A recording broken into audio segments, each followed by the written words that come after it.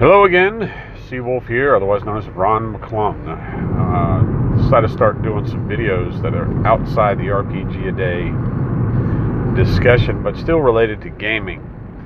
And I can talk about GMing and all that, and maybe I will at one point. I'm not saying I'm the best at it. I'm not saying I'm a good advisor. I have a lot of experience. I've had good and bad experiences, and I'm willing to share them. But what's near and dear to my heart right now, and has been for the past 15 years, is coordinating gaming for either a tabletop convention or a sci-fi fandom type convention. Been doing that for a while now, and before that I organized at a smaller level for a campus club. So it started there and then kind of expanded into the conventions that I do. Now, my methods are primarily meant for smaller events, no larger than, say, 1,000. If they get bigger, I think my methods break down.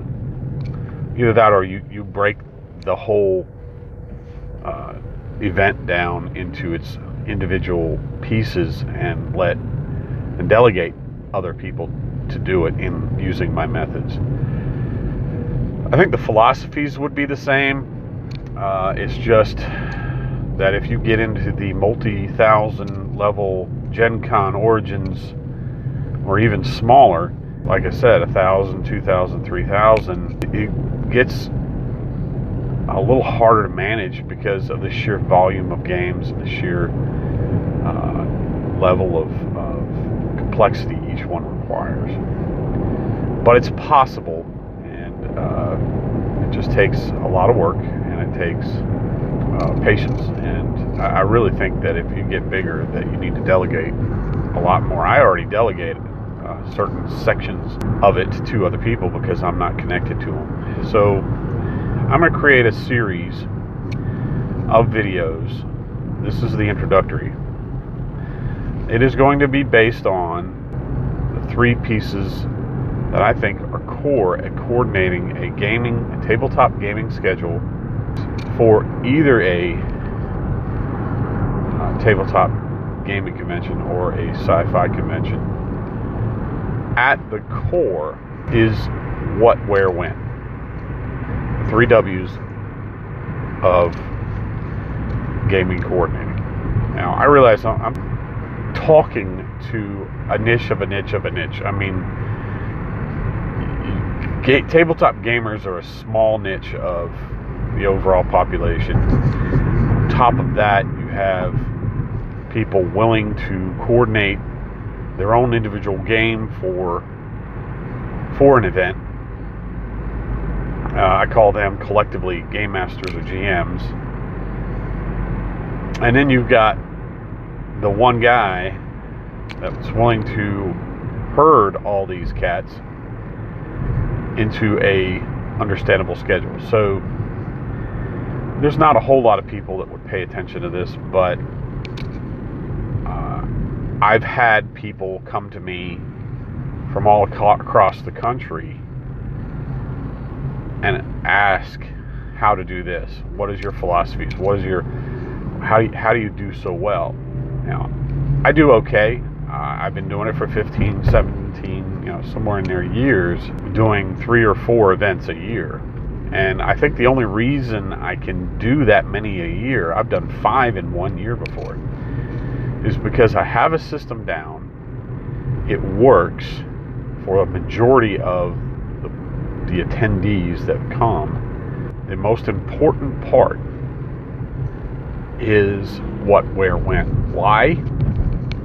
Because your goal, and that's what I want to focus on overall, your goal is to make the attendees' experience as simple and easy as possible, because that kind of experience is a good experience. So they're there just to game. You complicate things for them beyond that, and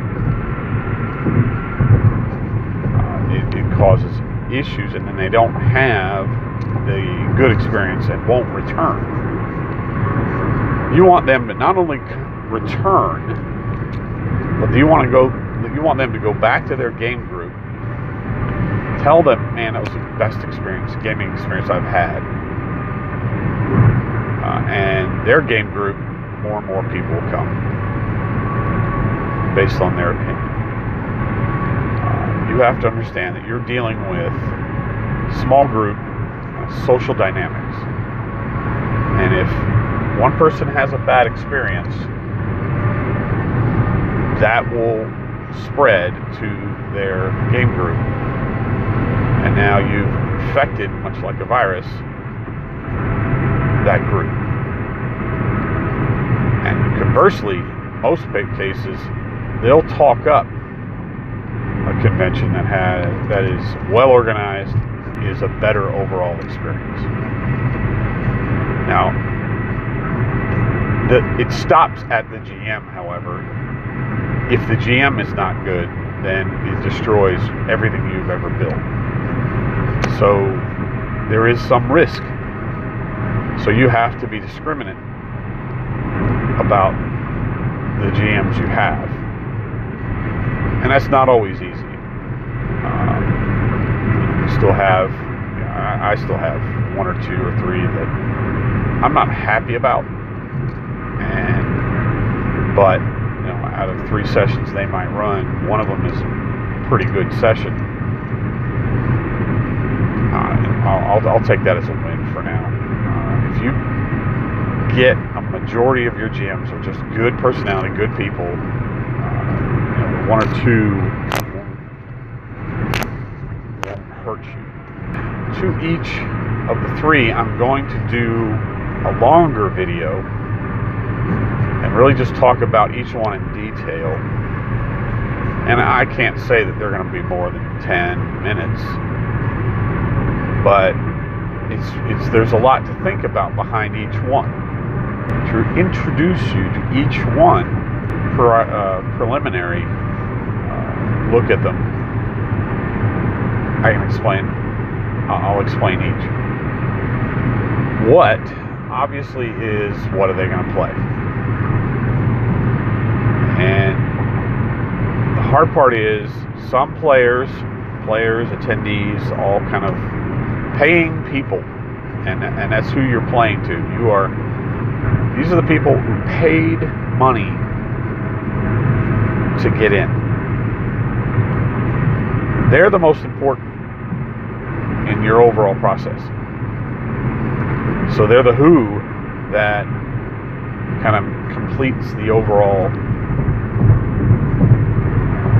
dynamic of this.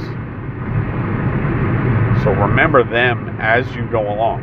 They're the ones you always have to think about. But the who is always somebody different. It could be an RPG player. That RPG player could be looking for a specific RPG, or they could be looking for whatever. You can, or you can guide them and narrow down what they'd like and don't like. Same time, there may be board gamers. Now, board gamers, because I'm an RPG player primarily, I play a lot of board games too, but I play them like my RPGs.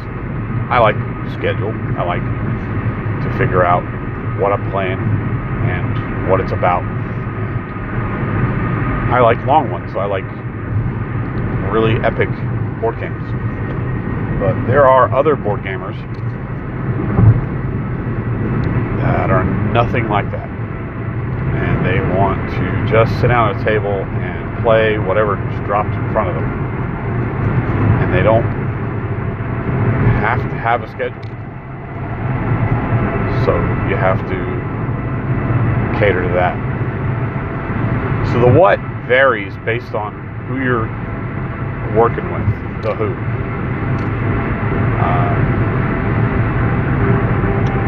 There's a lot of discussion about that you can get into in terms of each individual pocket of gaming, and I'll get more into that video. The where, it depends on how you want to handle table assignment. The where is the space. The where is the table. One of the first things I do is do a layout and then assign numbers to each table. You got to know the space, and I'll get into more detail about how to do a layout. But the where are they going to play? They want to know where to go. You have to provide a full location and layout so that they know where to go, because they will badger you until you tell them where to go.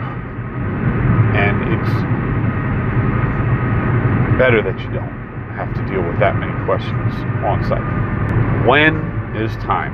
And I'll get into more detail on how to schedule things in the video, but it's about when they need to be there. Once they have all three of these things, their experience is just that much better. He doesn't interfere with the game. He puts them at ease about everything and can get into the game itself, can focus on the game itself. It is the details that matter. And if they don't have one of these things, it's just, it tends to fall apart from there, and their experience begins to decline. The central purpose behind all of this, the what, where, when, is to provide them the information they need and to minimize the questions on site. Suppose you have 200 people coming to your convention. Suppose that's 200 paying people. If you spend 10 minutes answering questions for 200 people, will you be able to fit that in all weekend? I don't know. Can't do the math. It's a lot. And so you need to minimize, in the best way you can, the number of questions people ask. I still have newbies come in and have never seen my system before, and I'm okay with answering their questions. I'm okay with answering any questions, but I'm trying to minimize that level of questions because it gets too much. So I have a physical schedule on site. I have little booklets that people can use to look at the schedule. I have an online presence, and all of them, number one, have to stay synced, and that's the hardest part. That's a lot of data, and it's not all from one source. I advise you establish some kind of system, probably better than mine, that is a clear, succinct way of explaining the schedule so that people just know the what, where, when right in front of them, or at least the majority of the people. The outliers or the fringe that either are looking for something specific or just want to play whatever, that you end up dealing with on site. The newbies that have never dealt with any kind of schedule, that need the schedule explained. And once you explain it to them, they'll figure it out and find a table to play. What, where, when. I'll get into the what first, how best to approach the what, and then I'll go from there. So until next time, thanks for listening, and seek the wolf in thyself.